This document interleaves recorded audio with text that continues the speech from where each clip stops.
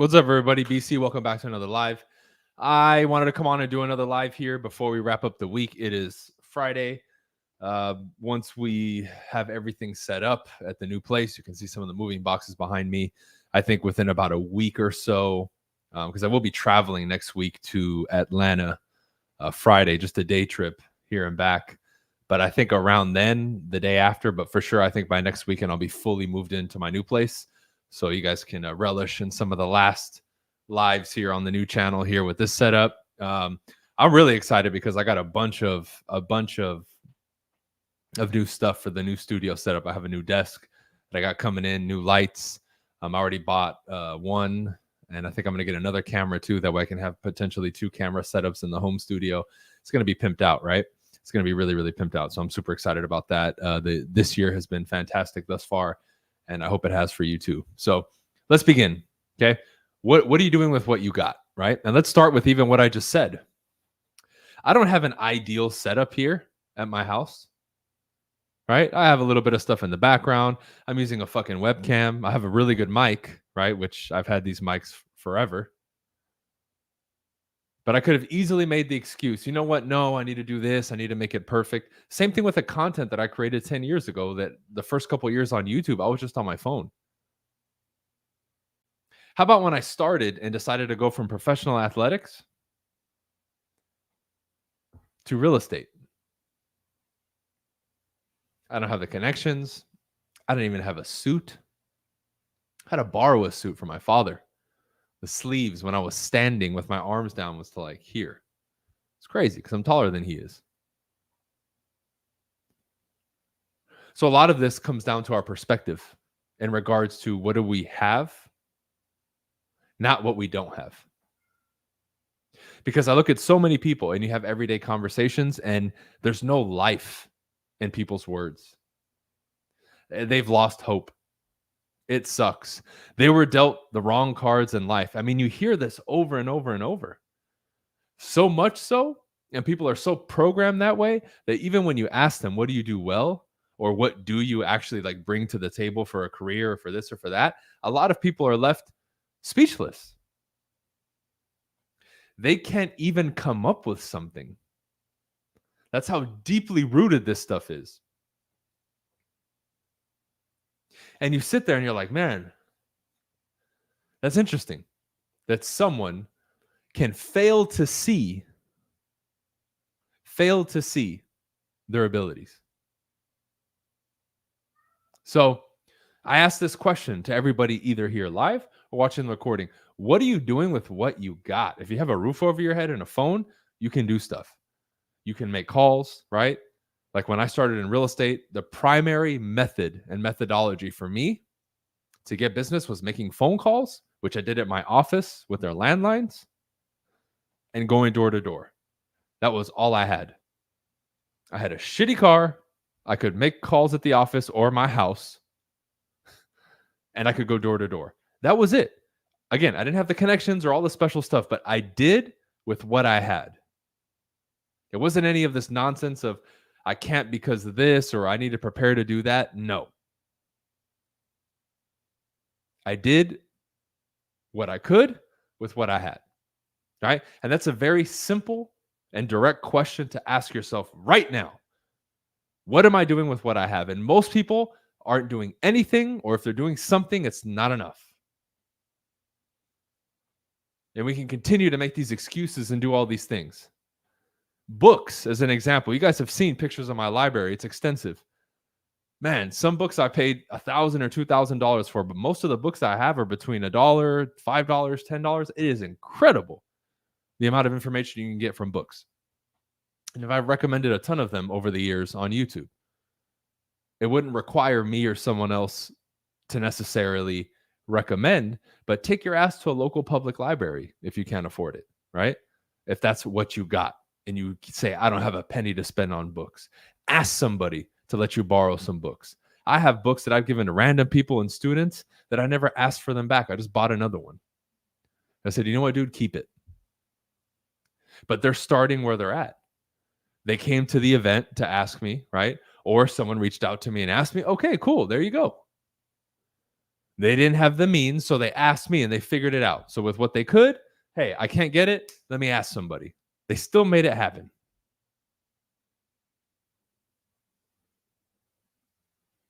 And when I look at most people through a 24-hour period in a day, there's very little that's being done in regards to action and things. I mean, shit, I've been moving the last like day or two and moving all my stuff, and I have to go here and fill this out. I have to call this person and do this. Like, it's very methodical what I do. Ding, ding, ding, ding, ding, ding, ding. It's not all just money.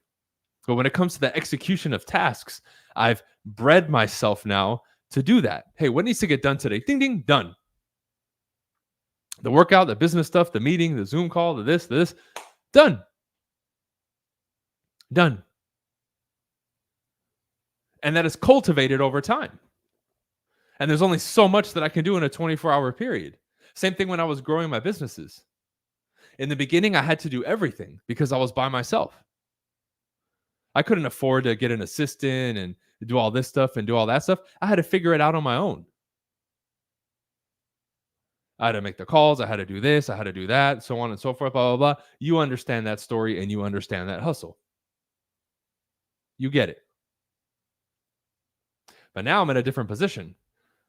Now I hire people that I pay. I have what I call a business. I hire people. I have employees. I have other agents. I have all this other stuff. Cool. So now they help me. But in the beginning, I did everything.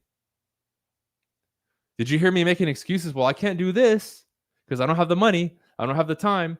Well, I can't create content on social media. I don't have a studio. I don't have editing software. I didn't have any of that shit. I used my phone. And back then it was what? What came out in 2013 or 14? Somebody tell me in the comments or leave a comment below if you watched the recording. What was that? The iPhone 7? 6? I made content with that and uploaded it straight up to YouTube for years without ever editing anything or using mics or anything. And I still got to 100,000 subscribers on my original channel within 3-4 years, something like that. And I hit 200,000 by like the 5th year before all the censorship started and all that, right? 3 years.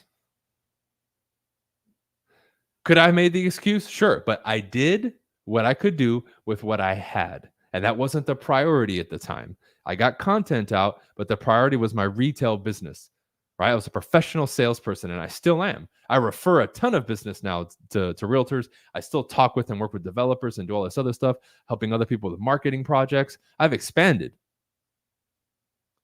Travel and speak, right? But understand that in those moments, year 1, year 2, year 3, year 4, year 5, with what I had, I did what I could do. Right? Let me give you another example. I wanted to really polish myself as a public speaker and become fantastic, become really good. Now I've done over 1,000 speeches now at this point. If we count like Zoom calls for a group in person, right? I've done over 1,000, and I would say probably 75% of those are in person, like speaking in front of 5 people, 100 people. I think my biggest crowd was 2,500 people, right? You know what I did in the beginning? I can't just come out and say, hey, pay me as a speaker. I couldn't do that. So what did I do? I volunteered to speak at the local association of realtors, to local car dealerships, corporations, local real estate offices, and said, hey, can I speak to your people about this? And in some cases, I even provided lunch. I paid them to let me speak. Why? To build my name, to build my reputation, to build my skills. Because eventually there's a tipping point where now I get paid to speak. And prior to being blackballed by all the corporations, I was getting paid handsomely to speak at least once or twice a month. My minimum speaking fee for an hour when I stopped was already upwards of like $2,500 to $5,000. And I was doing that regularly, at least once a month, with travel paid if I was going somewhere else. And I've spoken and been paid to do it internationally as well. Right? A lot of people forget, especially if they're new to me and this is a new platform and they think I'm just some new guy who came out and tries to sell shit, right? I've been around for a minute, dude. But I worked my way up to here. I first would call in when I started my podcast, Supreme Being, and shout out to Arash, right? He would do the podcast with me in the beginning. I forget what we called it. I don't know if we called it Supreme Being in the beginning, but we did a podcast, right? We would call in to some service that would record for us. because I didn't know how to use these like Podomatic and Podbean and the streaming platforms. I didn't know how to do that shit. We called in, we would do the podcast, finish it, and then I would figure out a way to upload it and get it out to like all these websites.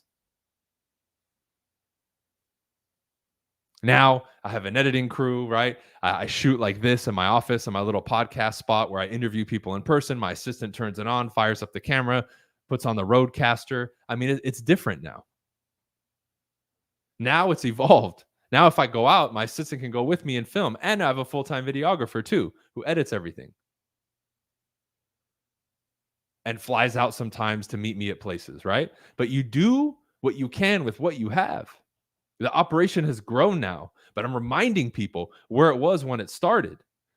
I started first knocking on doors and making cold calls, Wolf of Wall Street style, 5, 6, 7, 8 hours a day for years. Now I get paid to teach that shit. Do I still do it? Yeah, from time to time. I'll go out with the team in door knock or something like that. But it's evolved since then. Now people come to me to learn it.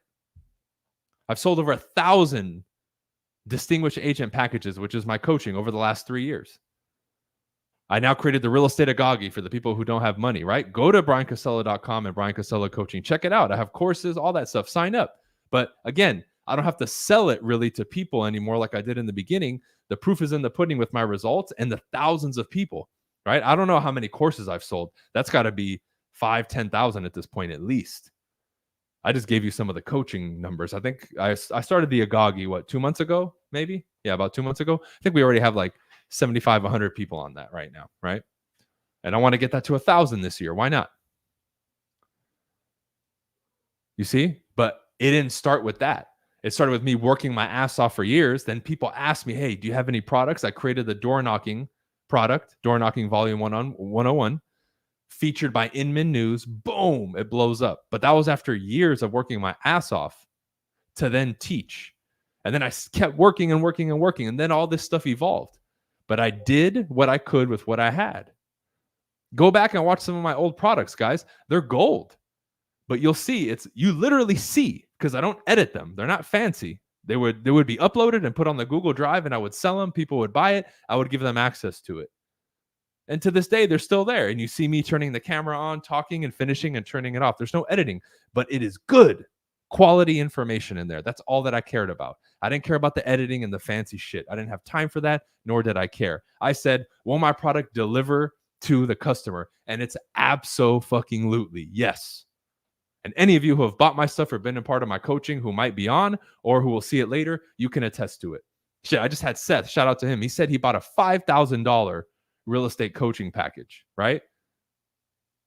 And he got my Agagi program, which is my bottom tier one, for $97. And he's been in it for 30 days. And he said that's been more valuable to him than the $5,000 one that he paid for. And I always hear testimonials like that, from my $97 product to Distinguished Agent to Limitless or whatever it is. So I know I deliver and I continue to deliver. That's why my community is the way that it is. But what came before all of that? Me building myself up to now be in the position to give back. And I continue to do that. And I show it all the time. Just got into calisthenics, right? Look, I meet with my coach 3 times a week. I got a coach from day one to help me in calisthenics. And look how far we've come.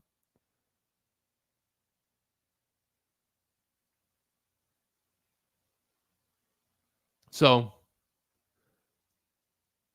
everything started, there was a day one. Now we're on day, whatever, 3,600 and whatever, right? 10 years in. But see, this is an evolution. This is a progression. And every step along the way with what was accessible and what I could do, I would figure it out. And then I would have the next goal. The goalpost would be moved. Go after this and this and this. There was never an excuse. Right? And we lack a lot of times, us in modern day times, resourcefulness. If you don't have the money or something, figure it out. Like I would even tell people, like when I got into coaching, when I first got into entrepreneurship, I said, dude, if I had to beg everybody I knew for the pennies to put together to get coaching, I would have done it. I would have looked and exhausted all potential opportunities before saying no. I would have looked if I wanted to do something different. Let's say I didn't get into real estate and something else, and I'm like, how am I going to do this? Before just throwing in the towel and saying, well, I don't have the experience. That's not for me. I would have, again, exhausted all resources before saying no and throwing the towel in. Shit, I've taken out guys because one of the things that I do in my training is I want to verse men socially. I want to make them rock stars socially. That means we're going to go out at lunch or maybe at night and we're going to talk to strangers and girls just to push you to that level and get you good. And I'll have people quit before they start. I'll tell them, go talk to that person, go talk to that girl. No, I'm not going to do it. I'm like, all right, then leave, dude. You're quitting before you even start because you're afraid. And if you let the fear paralyze you and you're not willing to go through it, like I did and everybody else does, then you can't sit at the table, dude. Right? All you got in that moment is to go. And if you crash and burn, you crash and burn. But guess what? You live to fight another day. And you tell the story and you grow. Because guess what? Me and everyone else who came before you did that exact shit. That's no different than, all right, let's go door knock. I go with you. All right, let's go knock on the first door. No, I'm too scared. You're either going to fucking do it or you're not. No? Okay, let's leave. You're off the team. If you're not willing to take the first step, there's no cure for that. That's you giving up before you even start. Therefore, what comes with that life, the giving up life, you deserve it and you can't complain. You just chose average because you refuse to step up. You refuse to do what it took to grow. In that moment, you could have knocked on the door. The emotion doesn't stop you. You stop you. You stop yourself. It doesn't feel good, but it doesn't stop you from moving your legs, knocking on the door, and then talking. It doesn't. I don't care how intense the emotion is or what your story is. It doesn't stop you. You allow that to stop you. So you're not even doing what you can with what you got, as we titled this live in that moment. You're being a cop-out. You're being a little bitch. You're not manning up. Because in that moment, that's all you have. I have the opportunity to go. I have a choice. I'm either not going to go and do what most people do, or I'm going to go and I'm going to give it a try. And if it doesn't work, I'm going to try again and keep going. Why? Life's not over. The game is over when you decide it is. When you quit, when you throw in the towel, when you leave, when you say that's it, that's when it's over. So if I make calls or I go door to door to build my business, there's always the next door and there's always the next lead and person to call. It's never over until you close shop or you say, that's it, I'm done. Okay, it's too late now. Call the next day and you keep going until eventually you start winning, right? And eventually the tide turns and it goes into your favor, but you have to actively be playing in the game. You got to be. There's no way around that. But people think there's some rite of passage to get there or something special that you have to do to get there. No, you just go. Because in that inception period, that day one when everybody starts, that's all you have. It's you and the person that you look at staring you back in the mirror. And you have what you have, right? When I started in real estate, you think I had all the fancy fucking softwares and all the shit that exists now and the dialers? No. I went door to door and I would literally bruise my knuckles from knocking so much and so often. And I hand dialed lists that were given to me at our office phones in the bullpen in front of everybody. Not in some quiet little office. You think I wasn't nervous and self-conscious about people listening to me make calls? Of course I was, but I still fucking did it. There's no excuse. Then when I got my first check, then I bought the dialer and invested in some of the softwares. I was hand dialing and going door to door hours and hours and hours every day. That was all I had. That's all I had.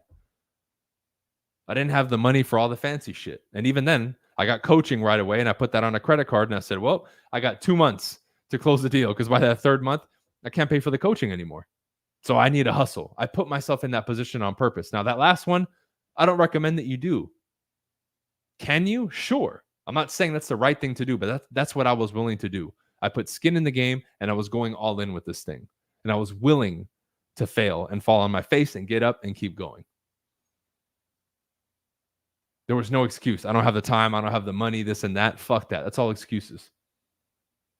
100% it's all excuses.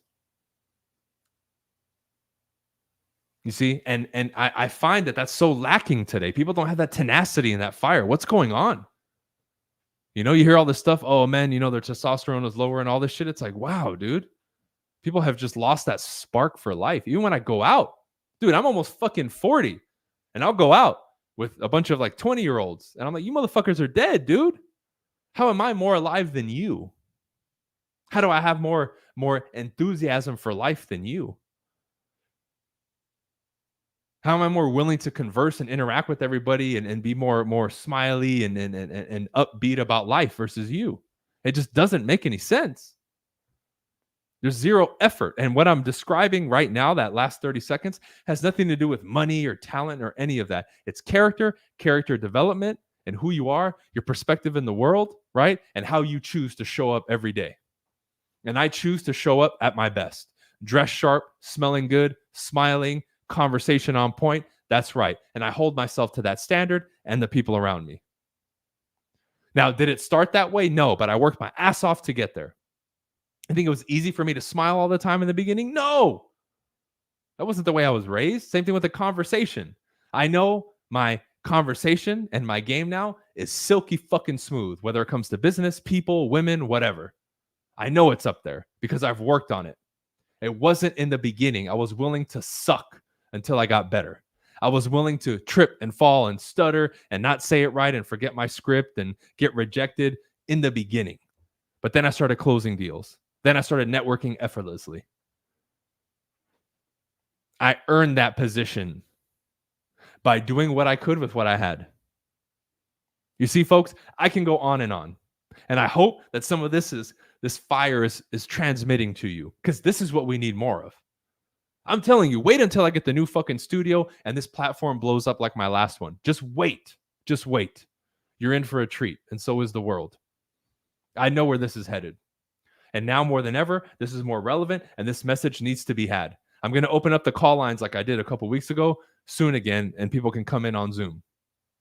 Right? I'm going to have a moderator for the chat and all that stuff later. We already have the super chats and all that fun stuff. I don't know if me streaming through StreamYard allows people to do the super chat. Maybe I have to do it through the YouTube platform. I'm not sure, but you'll see. You'll see where we're taking this. Wait until you see when you guys see the new studio set, you're going to be like, damn, because I'm taking this shit serious. Right? I'm moving into the new place. I'm dedicating one of the master bedrooms in my new place to my home studio for shooting content and doing shows and podcasts and all that stuff. That's how serious we're taking this. And remember, I have an office too with an in-person studio set up for podcasts and shooting content and hosting events and all that. That's how serious this is on the retail side and the online side. Now I'm showing up and I'm raising. Do I need all that? No, I could easily not have an office and save myself that $3,000 that I pay a month. No problem. No problem. You see, but I'm dedicated and committed to something bigger. I'm committed and dedicated to something bigger. And I will continue to push that. Why? Everything I've said I'm going to do up until now has come to fruition. And I want it to serve as an example for the world and for everybody who watches. Look what I did with my last channel. I got to 200,000 subscribers in 2018 before they pulled the plug on that one. Built organically without paying for any followers and with just showing what I was doing and hard work. And I will do the same with these new platforms, whether that's TikTok. Again, we're going to create a new Instagram. We're going to do a lot of stuff, guys. And I'm really excited for it. I'm really excited for it. Okay, so what are you doing with what you got? Seriously, what are you doing with what you got? Because to waste that is a damn shame. It really is. It really is. And it breaks my heart to see that. People just apathetically going through life and not pushing themselves. And does it suck at times? Sure, but it makes you feel alive. It tickles your DNA and it wakes you up. And it will change your viewpoint and perspective on life, and you will start to feel better as a human being. That I can guarantee you if you commit to it. Okay. So thanks for tuning in, guys. I might be on tomorrow. If not, I'll be on probably Sunday for a little bit. Appreciate you guys tuning in. Go to the links in the description. I have February 10th. If you're in South Florida, I'm doing the next Miami Business Connection meeting. It's 1 week from tomorrow. We have a ton of entrepreneurs in South Florida coming. I think not this one, but the one after that, I'm going to have to start getting a venue because we have so many people coming. I have a different format than traditional networking events. So I highly recommend you come or shoot that link over to people that you know would be interested in that area. It's at teambcevents.com. Like my team, Team BC, teambcevents.com. Okay. Everything else is in the description, guys. Salute. We'll see you on the next episode. Peace out.